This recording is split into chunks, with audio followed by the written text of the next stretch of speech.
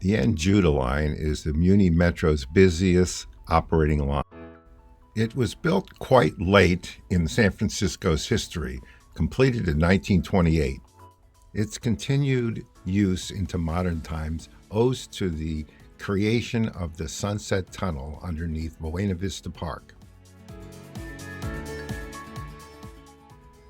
This old photograph shows the inauguration of the line with the mayor of San Francisco driving the first Muni car.